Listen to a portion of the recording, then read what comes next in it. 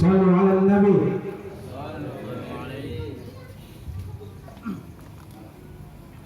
Assalamualaikum warahmatullahi wabarakatuh. Atas sedikit Pak ya? Biar datang Pak. Ini juga agak kesel. Berdiri ntar. Usaha duduknya ntar Bapak kelamaan. Udah berdiri semangatnya beda. Alhamdulillah fatahil alim alladzi khalaqal insana fi ahsani taqwim. Asyhadu an la ilaha illallah al-wahidul hakim. وأشهد أن محمدا عبده ورسوله الرحيم. اللهم صل على سيدنا محمد الكريم المنزل عليه وإنك لعلى خلق عظيم وعلى آله وأصحابه الذين تطوقوا والمرسلين. أما بعد. قال الله تعالى في القرآن الكريم ولقد آتينا لقمان حكمة أن يشكر لله وما يشكر فإنما يشكر لنفسه ومن كفر فإن الله غني حميد. وقال رسول الله صلى الله عليه وسلم kullu gulam rohina biaqiqatihi yauma sabi'ihi wa yuhlaqu yusam atau kama qala Rasulullah sallallahu alaihi wasallam. Yang saya hormati, yang saya muliakan para ulama, dan yang saya hormati semua hadirin rahimakumullah. Alhamdulillah kita bersyukur lagi dan lagi kepada Allah Subhanahu wa taala, yang mana Allah SWT masih memberikan kita kesempatan, kesehatan, amal-amalan, dan semua yang Allah berikan Allah SWT titipkan kepada kita semua. Harta benda yang Allah SWT titipkan itu juga nikmat dari Allah SWT. Kesehatan yang kita punya sekarang itu juga titipan dari Allah SWT. Kalau harta kita tidak gunakan untuk agama, maka Allah akan mengatakan. Kalau kesehatan kita tidak gunakan untuk agama, maka Allah juga akan. Bahkan jangankan harta benda, bahkan keluarga kita, anak dan istri kita, kalau kita tidak kerjasama untuk mengamalkan agama, maka merekalah orang yang paling kita cintai, orang yang paling kita sayangi. Merekalah yang pertama kali akan menyeret kita, yang akan menuntut kita ke api neraka jahanam. Di atas. Harus ngeliat. Wudu.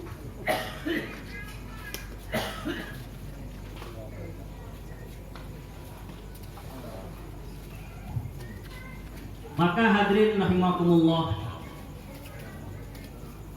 perkara yang paling kita syukuri adalah perkara iman atau agama. Harta benda yang Allah SWT titipkan kepada kita itu akan bisa hilang dalam sekejap kalau kesehatan kita berkurang. Contohnya orang sakit Pak, orang sakitnya satu aja, nggak usah banyak-banyak, tumor ganas misalnya, satu saja tumor ganas, rumahnya dijual, mobilnya dijual, semuanya digadaikan untuk kesehatan. Begitu juga kesehatan kita, tidak akan ada gunanya kalau badannya kuat, penglihatannya jelas, ototnya juga kuat, tapi kalau tidak digunakan untuk amal agama, kalau tidak digunakan untuk perkara iman, maka perkara yang kita perlu syukuri lagi dan lagi adalah perkara iman yang letaknya itu di hati kita. Alhamdulillah, tsumma alhamdulillah rabbil alamin. Iman ini perkara yang besar. Kalau Allah Subhanahu wa taala sudah mengatakan azim, besar, maka besarnya bagi Allah Subhanahu wa taala itu tidak terkira. Yang sekarang dunia saja, yang Allah Subhanahu wa taala anggap itu hanya sebelah sayap nyamuk, dunia yang begitu besarnya, yang besarnya dunia sampai sekarang kita juga nggak tahu sampai mana besarnya dunia. Orang paling kaya juga hartanya kita tidak tahu sampai mana nolnya. Itu saja yang kita rebutkan, itu saja Allah SWT katakan itu hanya sebelah sayap nyamuk. Kecil, sangat kecil. Tapi kalau Allah sudah bilang besar, maka besarnya Allah SWT itu bagaimana? Orang iman itu lebih besar dari semuanya. Orang yang punya iman sebiji zarrah Zarah itu apa? Kata ulama, zarah itu bukan sebiji buah, misalnya sebiji semangka itu masih kelihatan, masih besar. Zarah itu debu yang bertebangan yang kalau kelihatan kena sinar matahari dia baru kelihatan. Itulah zarah. Kecil sekali. Hanya dengan kalau ada sinar matahari itu baru kelihatan.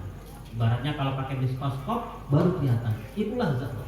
Tapi nanti orang beriman, walaupun imannya hanya sekecil zarah, maka Allah SWT berikan dia 10 kali lipat bumi ini, yaitu surganya dia. Minimalnya surga.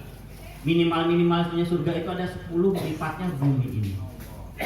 Makanya jangan heran kalau Allah orang membaca subhanallah, alhamdulillah, wala ilaha illallah, Allah SWT berikan dia satu pohon yang besar di surga. Orang kalau sholat duha 12 rakaat, Allah SWT bangunkan dia istana di surga. Banyak amal-amalan yang Allah SWT berikan satu pohon, yang mana pohonnya itu kalau satu kuda yang tercepat di bumi ini dia muterin berapa puluh tahun, berapa ratus tahun tidak akan ketemu ujungnya. Besar sekali pohon. Dalam hati kita, untuk apa tuh pohon gede banget di sana?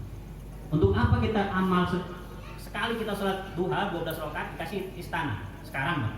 Besok sholat duha lagi 12 rakaat kasih istana lagi. Besok 12 rakaat lagi kasih istana. Untuk apa saya koleksi istana? Bayangannya kalau di bumi saja, di sekarang kita ini di bumi saja, itu ada berapa istana kira-kira? Banyak. Di Indonesia aja berapa istana kita? Ada di Bogor, ada yang di Istana Presiden, ada yang mungkin Hamengkubuwono di Jogja juga punya. Banyak istana-istana yang megah-megah. Bahkan kadang-kadang ada beberapa orang yang kaya, yang artis istilahnya begitu, atau orang yang kaya lah, rumahnya sudah seperti istana. Maka nanti kita di surga, kita punya banyak istana pun itu masih kurang. Dengan memperbanyak amalah, nanti banyak istananya, banyak pohonnya, banyak penghuni-penghuninya. Apalagi kalau sudah bahas bidadari, boleh nggak bahas bidadari? Mamanya protes nggak boleh bahas bidadari. Maka hadirin yang dimuliakan Allah Subhanahu Wa Taala, tidak lupa kita sholat dan salam kepada baginda Muhammad Sallallahu Alaihi Wasallam. Dengan asbab beliaulah kita bisa hijrah dari perkara-perkara yang jahiliyah. Kita bisa hijrah dari perkara-perkara yang kita tidak tahu. Kita bisa hijrah dari perkara-perkara yang gelap gulita. Kita bisa hijrah dari perkara-perkara yang betul-betul dulu kita sangat jahiliyah. Zaman dulu sebelum diturunkannya, diutusnya baginda Muhammad Sallallahu Alaihi Wasallam, orang berjudi taruhannya ada wanita hamil. Wanita hamil lewat apa itu yang ada di perut dia? Laki-laki apa perempuan? Cewek apa cowok? Ayo taruhan. Berapa? Juta, 2 juta. Black. Dia nggak mau tahu itu yang perempuan mau nanti mati atau enggak, meninggal atau enggak. Ya, bodo amat. Dilihat, cewek cowok. Oh cewek, cowok yang mana? Cewek. Perjudiannya mengorbankan manusia. Begitu juga mereka juga masa bodoh dengan anak kecil ini. Oh, selamat. Mereka tidak tahu makanan yang halal, yang haram. Karena biasanya haram itu pasti memudaratkan. Semuanya dimakan. Bahkan ulama katakan orang yang paling terburuk makanannya adalah orang Arab dulu ya, sebelum diutusnya Rasul. Karena itulah belum ada sejarahnya kita pernah dengar orang Arab dijajah. Orang Arab nggak pernah dijajah orang Persia, nggak pernah dijajah orang Rum. Ibaratnya tidak pernah dijajah dengan Uni Soviet, Rusia, atau belum pernah dijajah dengan Amerika. Istilah gitu zaman sekarang. Karena Rum dan Romawi itu ada 2 negara yang adidaya di zaman itu. Nggak pernah. Apanya yang mau diambil? Buah-buahannya nggak ada, rempah-rempahannya nggak ada, orangnya beringas-beringas, sangat-sangat. Apa aja dimakan. Sampai guru saya pernah mengatakan itu kalau maaf ada kotoran ada hewannya. Itu semua orang Arab dijadiin peyek sama mereka. Bukan kotorannya, hewannya itu. Begitu. Saking jahiliyahnya mereka. Tetapi datang baginda Muhammad Sallallahu Alaihi Wasallam berubah semuanya. Bahkan orang-orang Arab setelah diutusnya Nabi, mereka mempunyai titel radhiyallahu taala anhu, yaitu para sahabat. Orang-orangnya masih di dunia, tapi langkahnya sudah sampai surga. Orang-orangnya masih di dunia, tapi mereka diwajibkan masuk surga. Asrah mubasyarah, orang yang wajib masuk surga. 10 orang yang wajib masuk surga. Orang 10 orang itu masih di dunia, Pak. Orangnya masih ada di dunia, tapi udah diwajibkan masuk surga. Kalau kita kira-kira digituin gimana, Pak? Besok libur, gak sholat kita. Dan dijamin surga, ngapain lagi sholat dalam hati kita? Tapi enggak. Para sahabat semakin dijanjikan surga, semakin dia beribadah kepada Allah Subhanahu wa taala. Semakin mendekatkan diri kepada Allah, semakin bertakwa kepada Allah Subhanahu wa taala. Maka alhamdulillah, cuma alhamdulillah dengan datangnya baginda Muhammad SAW, maka semua kehidupan beliau kita tiru. Maka ada namanya sunnah. Dulu para sahabat mengamalkan sunnah karena itu adalah sunnah. Sekarang kita meninggalkan sunnah karena itu cuma sunnah. Kata-katanya sama, sunnah. Kalau dulu para sahabat mengamalkan sunnah itu karena sunnah. Ini sunnah baginda Nabi. Pakai jenggot ini sunnah Nabi. Selagi kita, kata ulama, Pak, amalan yang tidak pernah terputus, sampai tidur, sampai masuk ke WC, sampai ngapain aja pasti dapat pahala. Apa, Pak? Pakai jenggot. Walaupun dikit. Saya cuma ada dikit-dikit Ustaz, nggak apa-apa. Mahar bidadari itu kata ulama. Mahar bidadari. Jadi mahar bidadari nanti di atas di surga nanti bukan yang lain-lain, bukan mobil, bukan rumah, tapi jenggot. Ibu-ibunya dengar kalau gitu besok-besok cabutin aja jenggotnya. Biar bapaknya nggak punya mahar mentar di surga. Maka orang yang punya jenggot kapan saja dia dapat pahala. Tidur dapat pahala, bangun dapat pahala. Masuk masjid nggak masuk masjid dapat pahala, tapi artinya bukan nggak sholat, Pak. Pergi kerja nggak pergi kerja, libur atau pergi kerja dapat pahala. Karena kenapa? Karena dia mengamalkan sunnah terus menerus. Kalau sorban harus dipakai, jubah harus dipakai, celak harus dipakai. Tetapi kalau jenggot nggak usah dipakai, mudah nunggu dia. Masuk. Maka hadirin yang dimuliakan Allah Subhanahu wa taala, sunnah sangat penting sekali. Kita yakini di dalam hati kita tidak ada jalan atau tidak ada cara untuk mendapatkan kebahagiaan, untuk mendapatkan takabur, mendekatkan diri kepada Allah kecuali dengan cara sunnah. Kenapa?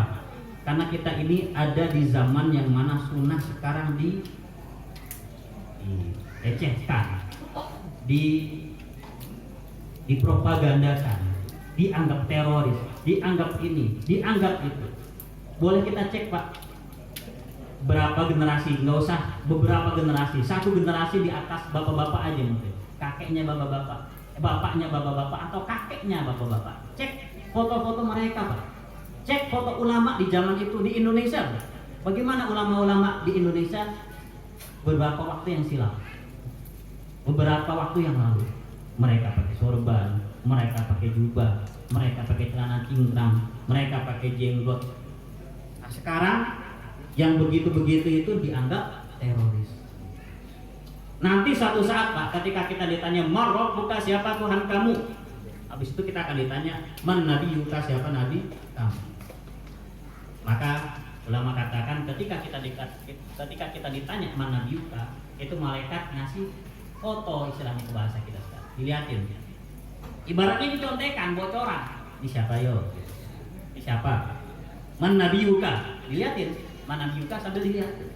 Tapi kalau di dunia kita tahunya celana cingkrang teroris, jenggotan teroris, yang pakai jubah aliran ekstrim, yang begini begitu, pakai sorban aliran-aliran yang terlalu fanatik. Maka ketika kita ketika kita ditanya man nabiyuka sambil dilihat fotonya, kita jawab apa? Wah, itu teroris, biangnya teroris itu. Kira-kira masuk kanan apa masuk kiri? Kalau kanan sudah, kiri neraka. Na'udzubillah, cuma na'udzubillah min dzalik. Kenapa hadirin rahimakumullah? Karena kita ini ada di zaman yang mana sunnah sekarang dianggap rendah, sunnah dianggap hina, sunnah dilecehkan. Padahal kita tanpa kita sadar, bahkan kadang-kadang kakek kita itu orang yang memegang sunnah di Indonesia. Tetapi kenapa tidak tahu sudah lama-lama didakwai perkara-perkara perkara yang tidak bagus, akhirnya perkara yang kakek kita amalkan itu menjadi tabu, menjadi perkara yang langka. Alhamdulillah sekarang termasuk kita mengamalkan satu sunnah, yaitu akikah, tahnik, merayakan anak kita yang telah lahir.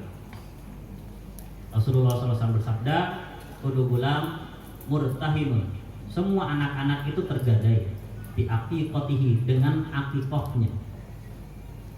Satu ulama berpendapat kalau memang anak ini dia tergadai, namanya barang gadaian harus ditebus apa enggak? Harus. Kira-kira hukum nebus barang gadaian wajib apa sunnah? Wajib. Ada satu ulama mengatakan kalau memang ini letter luck terjemahnya ini tergadai begitu seperti yang kita pahami, maka hukum akikah menjadi wajib. Ini satu ulama. Tapi jumhur ulama akikah adalah sunnah. Tapi untuk diri sendiri nggak masalah mewajibkan diri sendiri. Orang itu perkara yang bagus. Kita mewajibkan perkara yang bagus untuk diri kita sendiri, untuk keluarga kita, untuk anak kita nggak masalah. Saya nggak mampu Ustaz akikah. Lihat dulu motornya. Motornya NMAX terbaru, tapi ngaku-ngaku nggak bisa akikah. Itu bukan nggak bisa, tapi pelit. Sama anak aja pelit, gimana sama orang?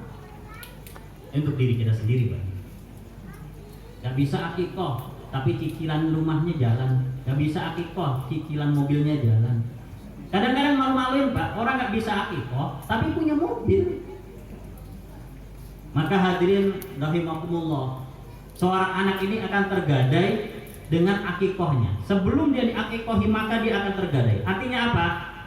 Anak ini omset besar, aset besar bagi kita, investasi besar bagi kita. Kalau dia jadi anak soleh, maka dia akan mengirim transferan yang tidak ada batasnya. Yang itu pasti kita perlukan. Saya dan anda semua pasti memerlukan anak soleh. Karena nanti ketika kita sudah meninggal, kita tidak bisa amal lagi kecuali doa-doa anak kita atau amalan-amalan anak kita. Kalau mereka soleh, mereka akan mendoakan kita. Mereka akan membeli Al-Fatihah untuk Abi, Yasin untuk Abi, khataman Quran untuk Abi, atau untuk Umi, untuk saudara-saudaranya. Kalau untuk anak soleh, ini fadilah-fadilahnya, keutamaan-keutamaannya. Dan semua fadilah-fadilah ini, semua keutamaan-keutamaan ini bisa kita dapatkan kalau dia sudah kita akikahin. Makanya tergadai. Jadi setelah diakikah maka gadainya baru bisa ditebus. Kalau belum ditebus berarti masih tergadai. Kalau tergadai, apapun yang mereka lakukan nggak tembus ke kita, nggak dapat kita transferan. Maka kata satu ulama tadi, kalau memang letter luck begini terjemahannya, maknanya begini, maka akikah menjadi wajib. Tetapi saya ulangi lagi, jumhur ulama, banyak ulama mengatakan ini sunnah. Maka hadirin rahimakumullah, setelah akikah wa yuhlaqu wa yusamma yauma sabi'ihi, di hari ke-7. Ini hari ke-berapa? Alhamdulillah, masyaallah. Hari ke-7 ini pas sesuai dengan sunnah. Maaf, saya sendiri aja kemarin akikahin anak saya udah 2 tahun baru akikahin. Baru 2 tahun baru ada rezeki saya akikahin. Timbul pertanyaan, 2 tahun nggak apa-apa? Nggak apa-apa. Yauma sabi'ihi, hari ke-7-nya. Jadi kalau mau dikatakan hari ke-7 ini berarti hari paling utama. Hari utamanya diakikahin berarti hari ke-7. Gak sempat, kita ambil ganjil hari ke-11. Kita ambil ganjil lagi ke-11 gak bisa, 21. 21 gak bisa, 41. 41 gak bisa, gak usah lihat kalender lagi dah. Pokoknya ada rezeki diakikahin. Tahun 2 tahun. Bahkan sebagian ulama mengatakan kalau memang kita tidak sempat mengakikahi anak, kita yang jadi anak ya, bapak kita berarti, bapak kita nggak sempat, belum ada rezeki mengakikahi kita, dan kita udah besar, baru tahu ternyata saya belum akikah, maka boleh mengakikahkan diri sendiri. Kenapa? Dalilnya Rasulullah SAW mengakikahkan dirinya waktu diutus, dan beliau diutus itu umur berapa, Pak? Umur 40 tahun, berarti sudah dewasa, sudah tua. Maka setelah itu hari ke-7 setelah diakikahi wa yuhlaku, dipotong rambutnya. Potong rambutnya tadi caranya dipotong semuanya. Habis itu semua rambutnya yang ada di atas kepalanya tadi kalau bisa jangan terbuang, ibaratnya satu helai pun, dan nanti ditimbang di tukang emas, di timbangan emas. Kalau di timbangan emas itu kan satu helai pun tertimbang ya Pak ya, terbaca sama dia itu, terdeteksi berapa gram. Karena memang emas itu kecil gitu, emas itu ringan. Dan menimbangnya jangan waktu basah atau kering. Waktu basah entar ya tadinya 1 gram jadi 5 gram. Masya Allah. Dan ada sebagian ulama mengatakan bagusnya perak daripada emas karena dalilnya perak. Kalau untuk saya sendiri tentu yang lebih mahal lebih baik untuk anak sendiri. Bahkan jangan dipas-pasin, dipasnya 1/2 gram atau 1/4 gram. Katakanlah 250.000. Saya rasa nggak sampai. Namanya sebanyak-banyaknya rambut anak bayi itu paling kalau dirupiahkan 100 lah, 200. Soalnya anak saya termasuk rambutnya agak tebal, itu kayaknya nggak sampai 100. Tadi termasuk tebal tuh, alhamdulillah. Artinya tambah tebal berarti tambah sedekahnya, tambah barokahnya. Amin ya robbal alamin.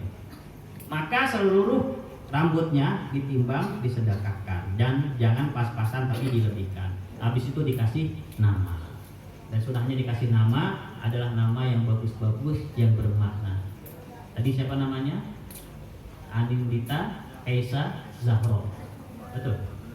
Anindita Esa Zahro. Masya Allah. Bi Khadijatil Kubro wa Fatimatal Zahro. Gitu tadi ya? Ya walaupun suaranya nggak sama ya. Kerenan saya dikit, banyakan situ. Fatimah Az-Zahra. Siapa Az-Zahra itu? Anaknya orang yang paling mulia, anaknya orang yang dunia ini, sebab dunia ini ada. Namanya anaknya orang yang disandingkan namanya oleh Allah Subhanahu wa taala. La ilaha illallah Muhammadur Rasulullah. Yang membuat seluruh nabi kiri, seluruh nabi bertanya, siapa nama ini? Kok bisa-bisanya nama ini bersandingan sama Allah pencipta dunia?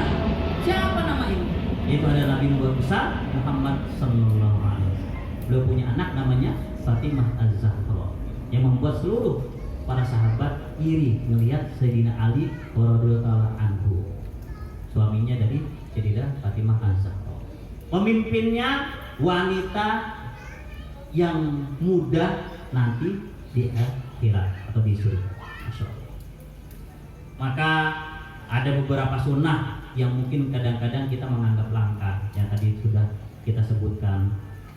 Pertama akikoh, kedua tahnik, ketiga memotong rambut, keempat ngasih nama yang bagus-bagus. Nah, dan mungkin tambahan dari saya ngasih nama yang bagus-bagus kok bisa ke arah-arahan gitu. Jangan kadang-kadang ya kita nggak salah ya gimana ya ngomongnya. Kadang-kadang kita sebagai bapak nih ego.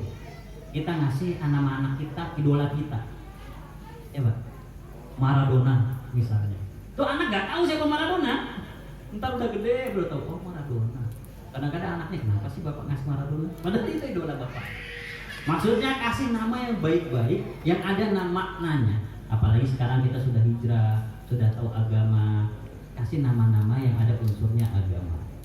Nama yang paling bagus adalah Abdullah, Abdurrahman kalau laki-laki. Selesai hadis. Maknanya apa?